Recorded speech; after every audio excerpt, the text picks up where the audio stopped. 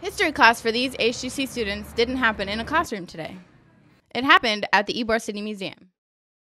Right now we're doing a student project with the Ybor City History Museum. We're having students come in and interview different people who have a background in Ybor or connected to Ybor in some way. And we're basically collecting their stories, and we're taking those stories and archiving them in the museum. So if anyone wants to study Ybor or find out a little bit more about the background of Ybor, they can look at from a first-person perspective and have that like personal account of Ybor City. Yeah, it's really fun. I think that it's good that students are getting involved in the community and are getting involved in Ybor City, and also we're able to hear different people's stories and lives growing up here. You could call it a vintage learning experience and made possible through a partnership between HCC and the Ybor City Museum Society. When we were growing up, my grandparents on my mother's History students got the chance to interview true Ybor City natives. The Oral History Project was a chance for these students to learn more about Ybor City's rich history and culture from the people who actually lived through it.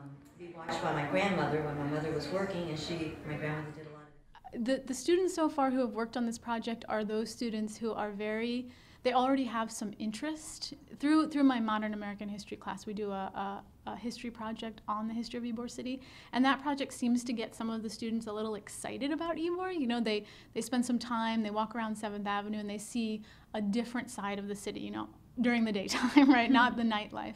And I think those students whose interest has really been piqued are the students that have wanted to work on this project and are really curious, and you know, they want to know a little more about the city they live in. So, well, yeah, I mean, if any of the students at HCC are interested in pursuing a career in history, or they want to go further in their schooling in history, oral histories is something that they're probably going to have to learn how to do at some point.